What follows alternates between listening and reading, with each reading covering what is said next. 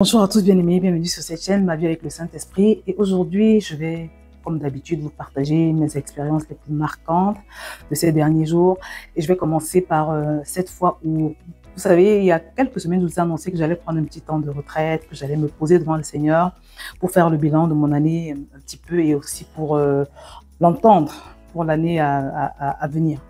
Donc, c'était aussi un temps où j'avais décidé de me reposer physiquement parce que je ressentais beaucoup de fatigue. Donc, ce que j'ai fait, c'est que dès le lendemain de ce jour-là, j'ai eu à cœur vraiment de ne rien faire comme activité, de me reposer, de bien dormir. Parce que je me suis dit comme ça, au moins, je pense que je vais pouvoir expulser la fatigue en fait. Mais quand je me couche ce jour-là, je me réveille, je me suis réveillée tard, j'ai pris le temps de prendre une bonne grasse matinée. Rien, je me réveille, je suis fatiguée. Le corps était toujours aussi fatigué. Donc, pareil, toute la journée, j'étais fatiguée. Le lendemain, je me dis, je vais encore dormir. C'est certainement que j'ai beaucoup d'arriérés de sommeil. Donc, je me dis, je vais, là, cette fois-ci, je vais même encore davantage dormir. Donc, j'ai pris le temps de bien dormir, de me poser. Je me suis pas pressée au réveil, en fait. Et là, je me réveille, je me rends compte que je suis toujours fatiguée. Alors, j'ai commencé vraiment à me poser des questions. Et puis, j'ai eu la conviction comme ça de me mettre sous vitamine. Je vais dans ma pharmacie, je trouve une vitamine, un médicament. Et comme d'habitude, je crois que je vous ai déjà dit qu'à chaque fois, avant de prendre un médicament, je vais toujours d'abord prier. Tu pries sur un médicament pour activer la capacité du médicament. Vous savez, parce que chaque médicament a une fonctionnalité, chaque médicament a un principe actif. Je crois que c'est comme ça que les scientifiques appellent ça.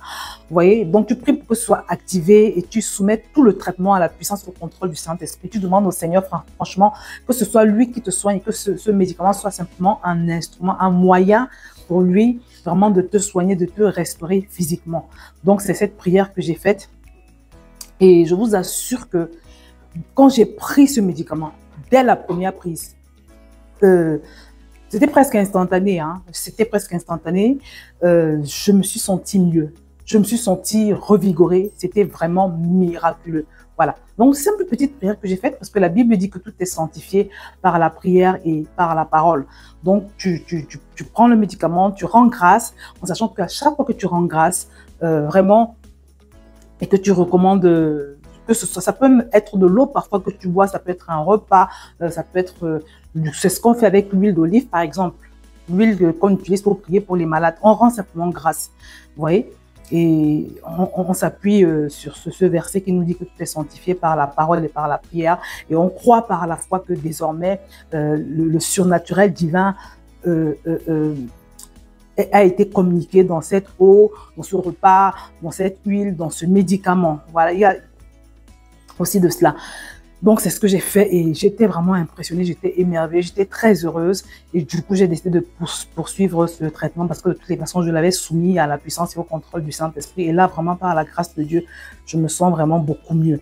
Donc, je vous recommande de faire la même chose. Et je partageais sur ma chaîne Vie TV comment... je connais un frère qui était très malade, il avait attrapé un cancer.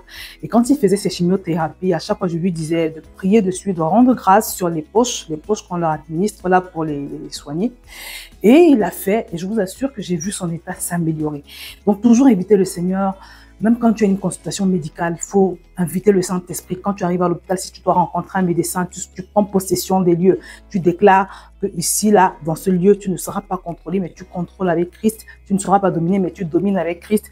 Toujours faire cette prière, soumettre le personnel médical à la puissance et au contrôle du Saint-Esprit. Inviter le Saint-Esprit dans la consultation médicale, voilà, afin que tout se passe selon sa sagesse, que même les paroles que le médecin va sortir, même voilà, les conseils qu'il va te donner soient sous le contrôle du Saint-Esprit. Parce que des fois, vous êtes d'accord avec moi qu'il se passe beaucoup de choses dans les hôpitaux. Parfois, il y a des erreurs médicales. Parfois, le médecin n'est pas concentré. Parfois, il va te faire des choses qu'il ne devrait pas.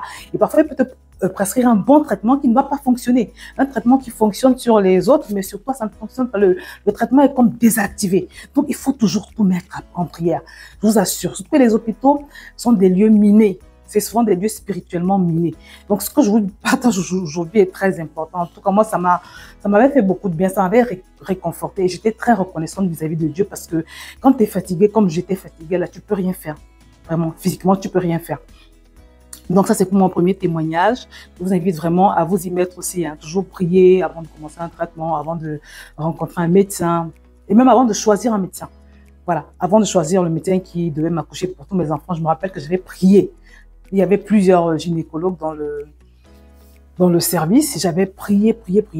Ça s'est toujours très bien passé. Ce monsieur, vraiment, c'est un monsieur exceptionnel, extraordinaire. À chaque fois que j'avais des difficultés après la grossesse, les grossesses et tout, il trouvait toujours la solution. C'était un monsieur, jusqu'aujourd'hui, malgré que j'ai déménagé et que j'habite très loin de là où il est, je vais toujours aller le voir. Vous voyez, quand il y a des choses importantes, je vais toujours le rencontrer. Donc, c'est très important de recommander ses traitements, ses médecins, voilà, ses choix de médecins, voilà, ce genre de choses entre les mains de Dieu et de tout se mettre à la puissance et au contrôle du Saint-Esprit. Alors, le deuxième témoignage, c'est un projet sur lequel j'étais, que je devais conduire avec certaines personnes. Et à un moment donné, on m'a proposé d'introduire une autre personne. Et quand on m'a fait la proposition, je n'étais pas du tout d'accord. Pas que je n'étais pas d'accord, mais j'ai pas senti le truc, quoi. Il y avait un feu rouge dans mon cœur. Mais j'ai pas osé le dire parce que, bon, je voulais pas frustrer les gens. Ils ont insisté, ils ont introduit la personne, sauf que finalement, il s'est avéré qu'il n'aurait pas fallu qu'on l'introduise parce que c'était vraiment une petite catastrophe. Ce que la personne a fait, la tâche qu'on lui a confiée, c'était vraiment pas ça du tout, quoi. Et je me suis dit à un moment donné que j'aurais vraiment dû insister et écouter mon témoignage intérieur, insister pour que la personne ne soit pas incluse dans le projet. Donc voilà, ça c'est une leçon aussi, toujours écouter son témoignage intérieur. Toujours. Ou bien alors, ce que tu peux faire quand tu es avec d'autres personnes, quand vous êtes plusieurs à décider, ce que tu peux faire, c'est vraiment examiner les capacités de la personne. Parce que je crois que si j'avais examiné cela, ou bien si j'avais demandé, si j'avais été plus exigeante, si j'avais demandé à la personne de me soumettre son plan, ce qu'elle avait l'intention de faire dans le projet, dans le détail, je pense que j'aurais détecté la petite chose qui a cloché plus tard. Voilà. Alors ensuite, on m'a annoncé il y a quelque temps une nouvelle pas très bonne concernant une personne, une nouvelle même assez triste et inquiétante. Cette nuit-là, j'avoue que j'ai du mal avant de pouvoir m'endormir. J'ai du mal à m'endormir parce que c'était quand même vraiment pas une nouvelle rassurante du tout.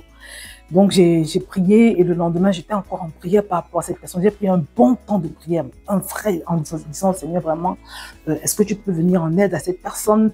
J'ai élevé des prières de supplication et puis à un moment donné, j'entends le Saint-Esprit me dire de proclamer le psaume 91 tous les jours sur la vie de la personne. Et je vous assure que c'est incroyable parce que depuis que je le fais, je sais pas, je ressens une puissance. En fait, à chaque fois que je proclame ce psaume, je sens la présence de Dieu.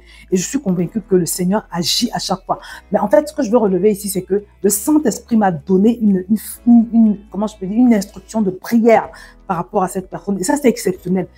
Quand tu pries, parce qu'il y a prier, tu peux beaucoup prier, tu vois, mais tu peux aussi prier sous la conduite d'une instruction, bien en fonction d'une instruction que le Saint-Esprit t'a donnée. Et là, pour le coup, il m'a donné le psaume 91 à proclamer sur la vie de la personne. Donc, ce que je fais, c'est que je mets son nom. On va dire, on suppose que la personne s'appelle Dominique. Je vais dire, Dominique demeure sous l'abri du Très-Haut, il repose à l'ombre du Tout-Puissant. L'Éternel est son refuge et sa forteresse, son Dieu en qui il se confie, tout ça. Dominique ne craindra ni les terreurs de la nuit, tout ça, ni la peste, voilà. Voilà. Aucun malheur n'arrivera à Dominique, aucun fléau n'approchera de sa tente. En tout cas, car Dieu ordonnera à ses anges de le garder dans toutes ses voies. Donc, je proclame cette parole sur cette personne et vraiment, je suis convaincue qu'il y a des choses qui se passent dans le règne de l'Esprit. Donc, voilà pourquoi quand on prie, tu pries pour une personne et des fois, tu ne sais pas trop dans quel sens prier. Il faut te montrer, il faut être sensible au Saint-Esprit. Tu peux me demander au Saint-Esprit des instructions de prière. Tu peux demander au Saint-Esprit comment est-ce que tu dois prier pour la personne. Et quand il te donne une instruction, c'est juste puissant en fait. C'est juste puissant parce que quand tu pries selon l'instruction du Saint-Esprit, tu es sûr à 100% du résultat en fait. Voilà. Donc voilà pour les 3 petites anecdotes de la semaine que j'ai tenu à partager avec toi. Et je prie vraiment que ça t'encourage et que ça t'aide aussi à te renforcer dans ta relation, dans ta façon de fonctionner au jour le jour avec le Saint-Esprit. Voilà, parce que la vie est meilleure quand on fait tout conduit par lui. Donc voilà, mon livre 21 jours pour apprendre à marcher avec Dieu par le Saint-Esprit est toujours disponible. Je vais vous mettre toutes les informations ci-dessous. Je t'encourage à partager cette vidéo parce que beaucoup de personnes sont malades et n'ont pas les révélations que je partage avec toi aujourd'hui. Partage cette vidéo avec toute personne qui souffre d'une quelconque maladie, je t'en supplie. Même à toute personne que tu connais. Et également, je t'invite à me mettre un like, voilà, à t'abonner si tu ne l'as pas encore fait. Je vais m'arrêter là et je te dis à très bientôt sur cette chaîne.